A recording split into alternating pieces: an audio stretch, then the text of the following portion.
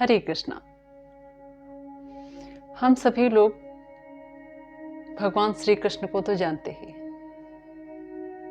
कई बार मुझसे यह प्रश्न होता है कि आप कृष्ण को कैसे देखती हैं, किस प्रकार समझने का प्रयास करती हैं।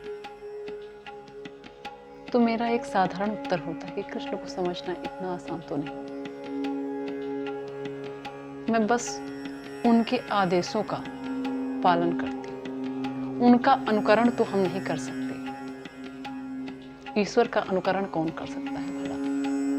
उन्होंने गोवर्धन उठा लिया, हम गोवर्धन नहीं उठा सकते। हम उनके दास हैं। वो जो आदेश करते हैं सिर्फ और सिर्फ हम सभी उनका पालन करते हैं।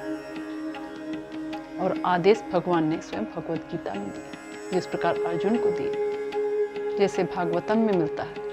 वे जो आदेश हैं गुरु द्वारा हम सभी को प्राप्त होते हैं और हम सभी उनका अनुकरण करते हैं। किंतु सूक्ष्म रूप में आज हम कुछ समझने का प्रयास करेंगे कृष्ण के बारे में।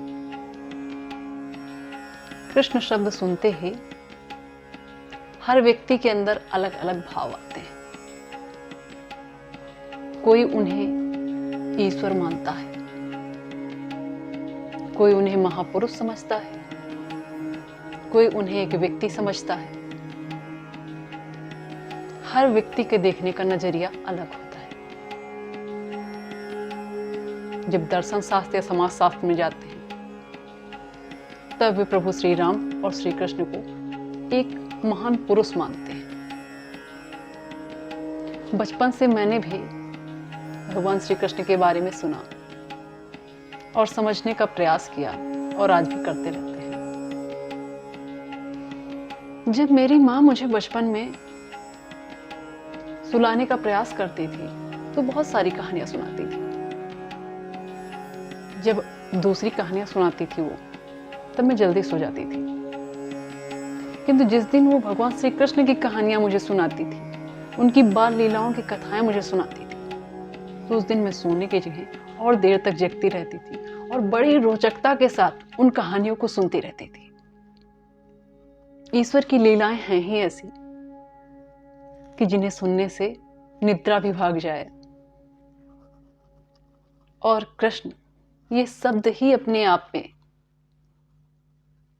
इतना ज्यादा आकर्षक है। कृष्ण शब्द का अर्थ ही होता है आकर्षण। जिस शब्द का अर्थ आकर्षण है तो उनमें कितना आकर्षण होगा। भगवान श्री कृष्ण जिसके साथ भी जुड़े उन्हें महान बनाते चले गए। उन्होंने जिससे भी अपना स्नेहिल रिश्ता जोड़ा उस व्यक्ति को महान कर दिया। देवकी के गर्भ में आके देवकी और वसुदेव को महान कर दिया।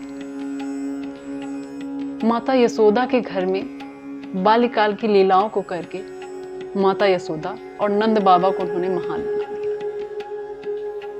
कुछ बड़े हुए, जब वे मित्रता में जुड़े तो सुदामा से मित्रता करके सुदामा को भी महान कर दिया।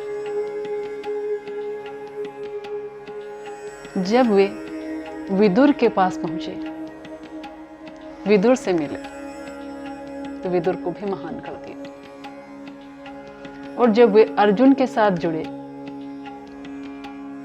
और गीता का ज्ञान दिया, तो सिर्फ अर्जुन को ही नहीं, समस्त जनमानस को महानता की ओर अग्रसर करने का कार्य उन्होंने किया। तो वे जहां भी जुड़ते, जिससे भी जुड़ते जाते, उस व्यक्ति को एक सर्वोच्च शिखर पर पहुंचाते।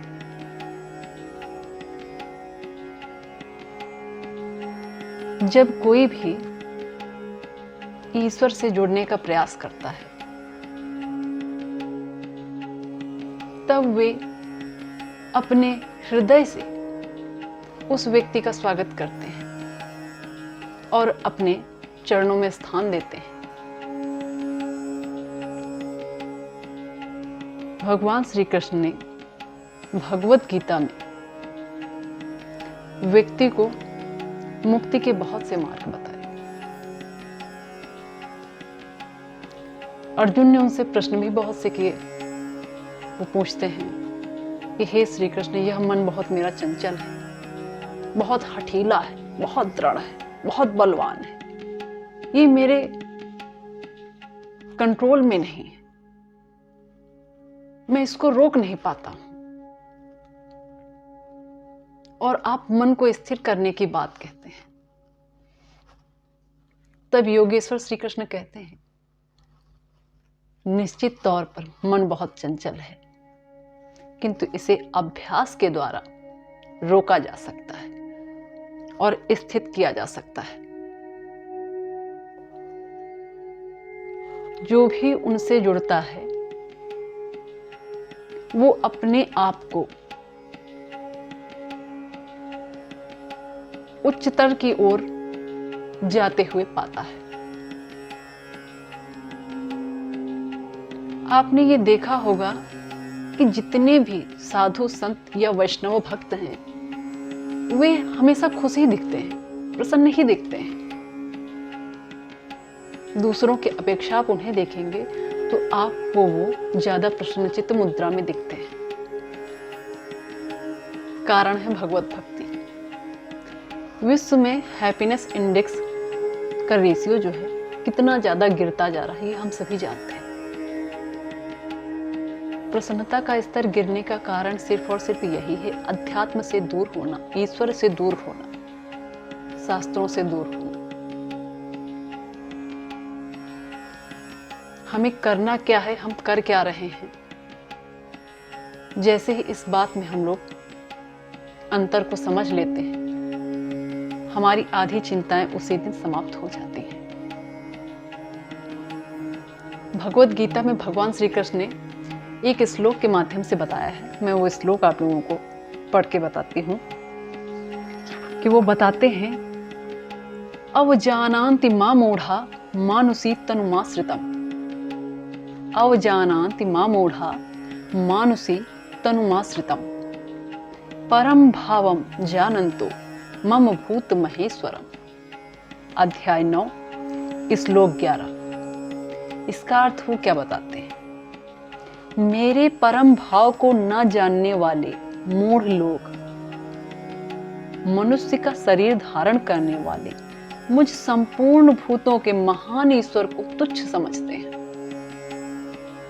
अर्थात अपनी योग माया से संसार के उद्धार के लिए मनुष्य रूप में विचरते हुए मुझ परमेश्वर को साधारण मनुष्य मानते हैं।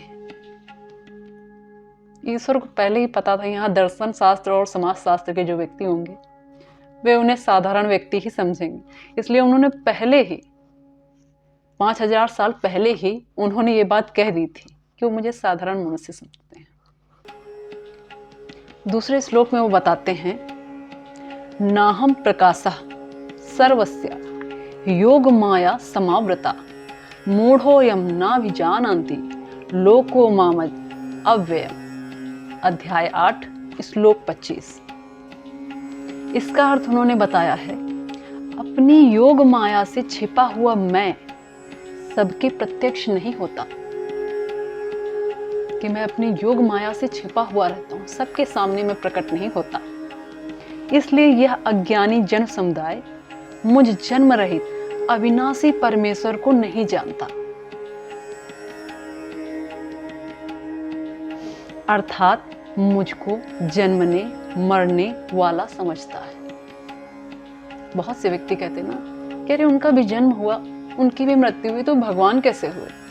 हमारी तरीके से सामान्य व्यक्ति थे।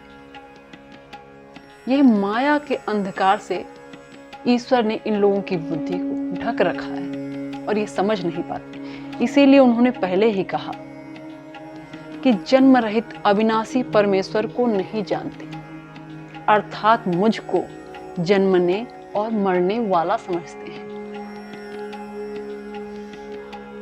तो हम लोग गीता के माध्यम से यह स्पष्ट समझ सकते हैं कि ईश्वर हम सभी को कृतार्थ करने के लिए इस पृथ्वी पर आते हैं। बस हम लोग इस भौतिक संसार में पड़ के उन्हें समझने का प्रयास नहीं करते, उनकी सेवा करने का प्रयास नहीं करते और हमेशा परेशान क्रोधित बने रहते हैं। गीता में उन्होंने ये भी कहा, क्रोधात भवत सम्मोहा सम्मोहाद स्मृति विभ्रमा स्मृत भ्रंसाद बुद्धिनाशो बुद्धिनाशात प्रश्यति, कि लोगों के अंदर क्रोध आता है, क्रोध से सम्मोह की स्थिति उत्पन्न होती है, सम्मोह से स्मृति भ्रमित हो जाती है और स्मृति के भ्रमित होने से बुद्धि का नाश हो जाता है, और जब बुद्धि का नाश हो जाता है तो मनुष्य पुनः भवकूप में गिर जाता है। इसीलिए हमेशा कृष्ण की सेवा में लगे रहना चाहिए। निरंतर जब हम उनकी सेवा करेंगे, हर समय उन्हीं का चिंतन करेंगे, तो हमारी जो बुद्धि है, हमारा मन है, ये सात्विक हो जाएगा और ईश्वर में लग जाएगा।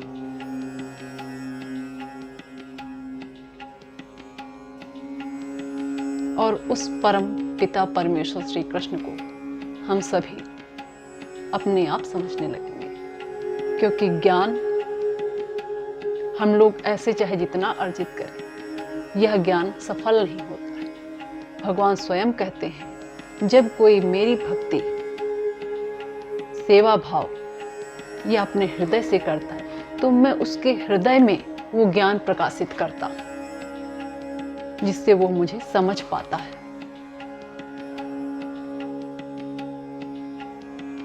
ये मेरी समझ थी कृष्ण को समझने की। हमें आशा है कि आपको भी कुछ बहुत समझ में आया होगा। आप लोग भी भक्ति करें, नवधा भक्ति से जुड़े और ईश्वर की सेवा करते रहें, ताकि हम सभी को गोलोक धाम में ईश्वर की सेवा का अवसर प्राप्त हो। हरे कृष्णा, हरि बोल।